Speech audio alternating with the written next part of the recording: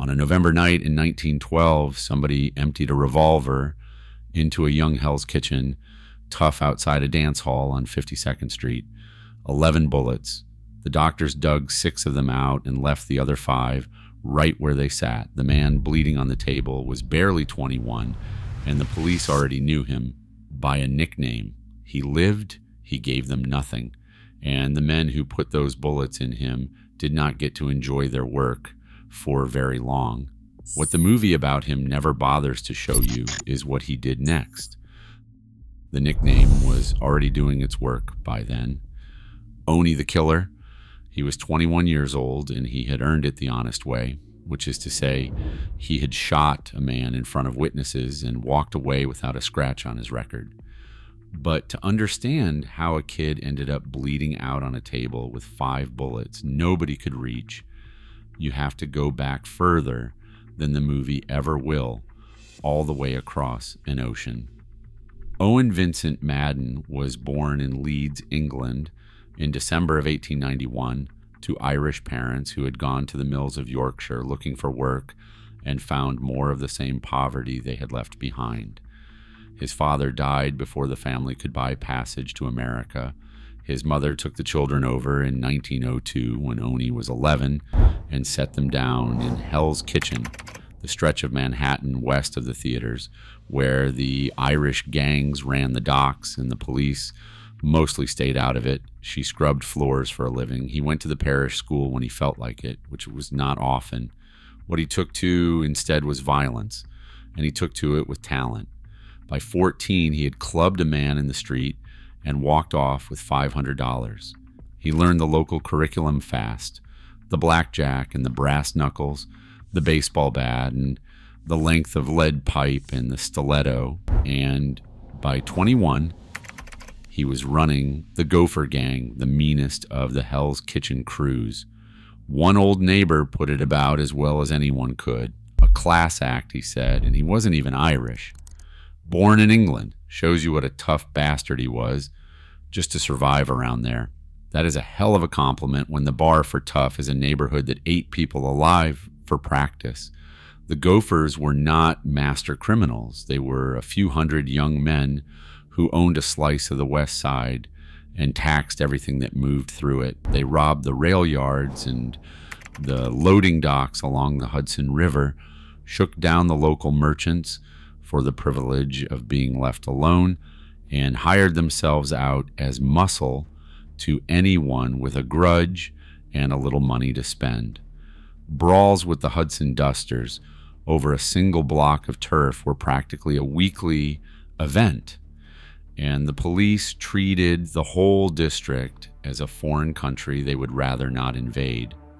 What set Madden apart in that crowd was never that he was the strongest man in the room.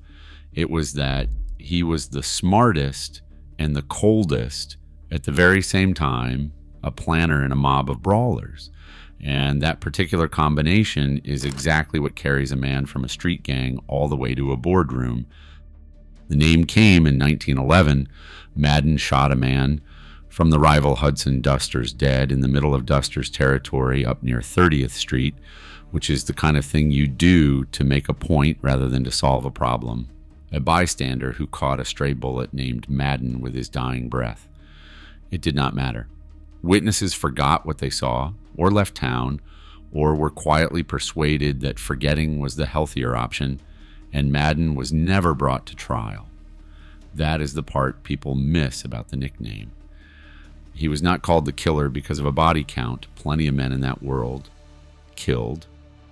He was called the Killer because he killed and nothing happened to him, and impunity like that was the rarest currency Hell's Kitchen had, which brings us back to the dance hall on 52nd Street and the 11 bullets and the 5 they left inside him. The Dusters had decided that if the law would not deal with Owney Madden, they would do it themselves. They were wrong about how it would go. Madden lived, said nothing, gave the police less than nothing, and inside of a week, several of the men who shot him were dead in the street. He never had to name anyone out loud. Everyone in the neighborhood understood the arithmetic. and the arithmetic was the whole message. He finally overreached in 1914 when he had a rival named Patsy Doyle lured to a cafe and killed.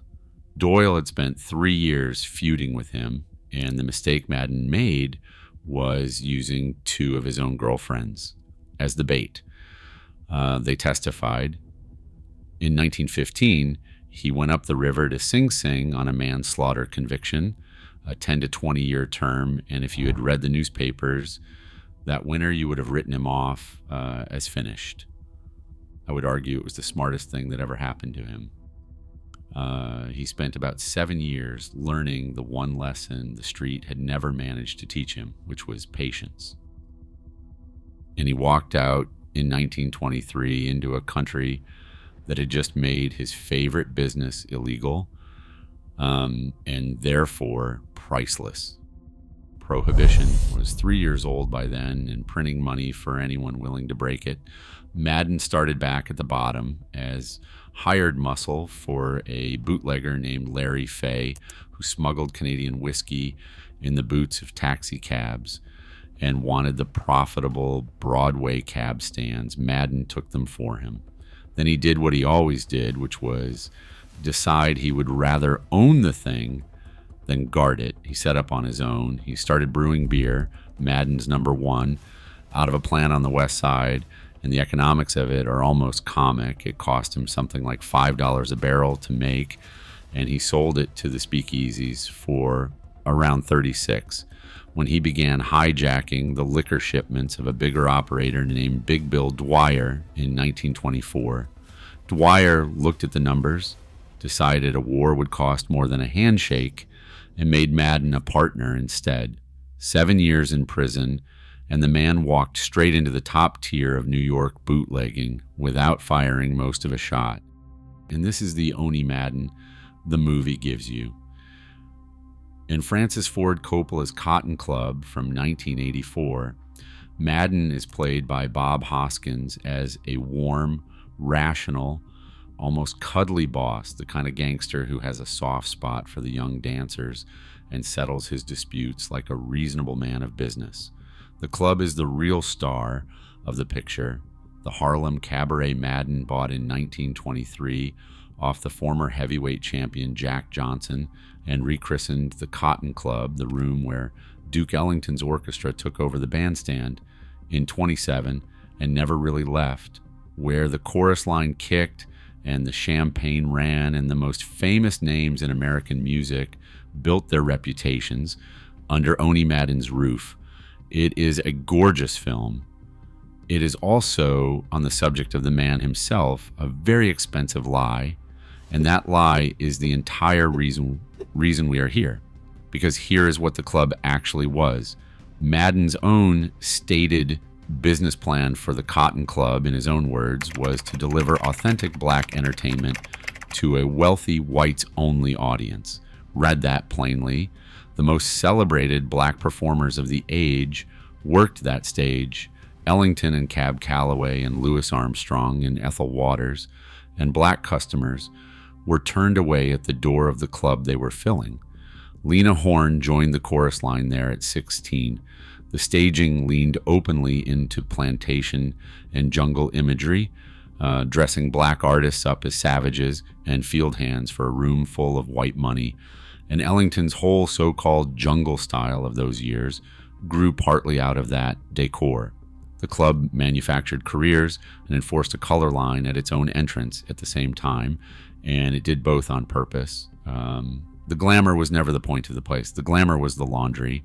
The Cotton Club existed to make a bootlegger's dirty profits look like show business. And what gets me is not the segregation policy, which was ugly and common in that era both, but how good the show was, how completely the beauty of the thing paid the freight for the meanness underneath it. If you are the kind of person who would rather have the real version than the studio one, go ahead and subscribe, because that gap between the myth and the man is the whole job here. Owning a nightclub was not enough for a man who liked to control outcomes, so Madden went out and bought himself a heavyweight. In 1930, he purchased the contract of an enormous, gentle Italian named Primo Carnera, and then he built the man a championship the way a studio builds a set. The boxing historian Herbert Goldman said flatly that Carnera was very much mob-controlled, and the record backs him up. Early opponents dropped in ways that insulted the intelligence of anyone watching. One of them, Bombo Chevalier, said one of his own corner men had threatened to kill him if he did not go down. Before another bout, Madden's friend George Raft, then still just a driver and a hanger-on years away from Hollywood, is supposed to have slipped into an opponent's dressing room and spiked the man's drink after he refused to throw the fight. The fighter came out so woozy he was flattened in the first round. Carnera lifted the heavyweight championship of the world in 1933 and held it for about a year until the sports writers started asking the obvious questions out loud. Then Madden simply let go of the rope. Carnera got knocked flat by Max Baer in June of 1934 and spent the rest of his life as a punchline. That is the detail I would point to if you want to know what Madden really was. He did not just fix the fights, he walked off the moment the fix stopped paying and left the giant holding all of it. The real measure of the man came from someone even the other gangsters, were scared of. Vincent Call, called Mad Dog, after a stray round from one of his shootouts killed a child on a Harlem street, decided to muscle into the New York rackets, and he went straight at Madden. He kidnapped Madden's own partner, Big Frenchy Demange, at gunpoint off the street and held him for 18 hours until the ransom was paid. Then he got greedy. On the night of February 8th, 1932, Call stood in a glass phone booth in a drugstore at 8th Avenue and 23rd Street on the line with Madden, demanding $50,000 under the threat of grabbing another of his relatives. Madden kept him talking. That is the whole trick right there. He stayed pleasant, stayed reasonable, kept the conversation running while the call was traced, and a dark limousine rolled up outside. A man walked into the drugstore, told the clerk to keep cool, now drew a Thompson submachine gun out from under his overcoat and put 15 rounds through the glass. Call died on the floor of the booth. Nobody was ever convicted. I keep coming back to the composure that takes to make patient small talk with a man while you personally arrange the phone call that gets him machine gunned. The movie's Cuddly Madden could never have done that. The real one did it without ever raising his voice. By then, Madden was no longer a street boss at all. He sat with Frank Costello and Lucky Luciano, among the men who turned a squabbling collection of neighborhood gangs into an organized national syndicate, a criminal business with rules and territories, and a board that voted. He bankrolled people who mattered later, the young George Raft, the young Mae West, whose scandalous first play he financed in 1926, when no respectable money in New York would come near it. West knew precisely what he was. Sweet, she said of him, but oh so vicious. If you ask me, that is the finest 4 words anyone ever wrote about Owney Madden.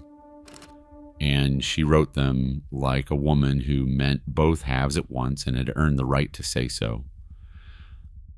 But the body was quitting on him. He was still carrying those 5 bullets, and by his mid-40s, the old wounds and a bad case of emphysema had him in near constant pain, while the younger and hungrier men of the syndicate had started to look at him the way you look at furniture you mean to replace. So, in 1935, he did the thing almost no gangster of his generation ever managed. He got out clean. He moved to Hot Springs, Arkansas, a wide-open resort town where the gambling ran in the open and men on the run went to vanish, and he married Agnes Demby, the postmaster's daughter, a gift shop clerk of 34. The legend says she was an innocent who never knew who she had married. The legend is wrong. Agnes knew his record, knew his friends, knew exactly what he had been. They took a modest house on West Grand Avenue, and Owney Madden, the man with 11 bullet holes in his history, quietly became a small-town gentleman. He traded the gangster's sharp fedora for a big, soft country cap. He tipped his hat to the ladies on Central Avenue. He gave generously to the boys' club and every local cause that came asking, and the town liked him for it.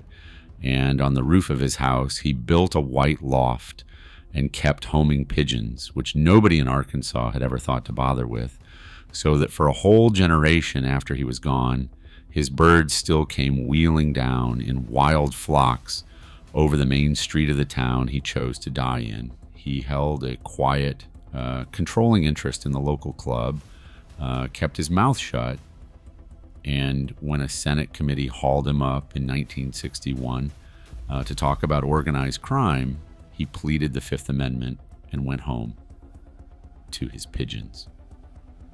On April 24th, 1965, Owney Madden died of emphysema in his own bed, 73 years old, 5 bullets still riding inside him. His funeral drew hundreds. They flew in from Chicago and New York and New Orleans and Los Angeles to bury a man who, by every rule of his trade, should have died young and face down in a gutter, and who instead went out an old husband in a quiet town, mourned by half the underworld.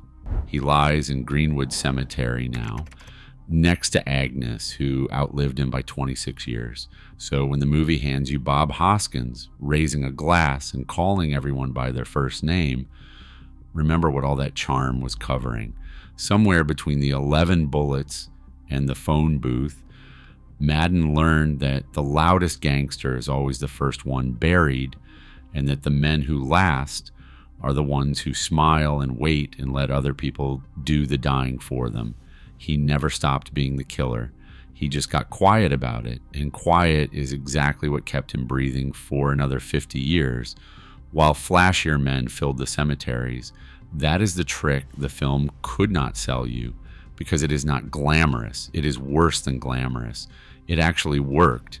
If you want another wise guy, the movies made a good deal softer than he really was. There is one waiting on the screen right now, and I will see you over there.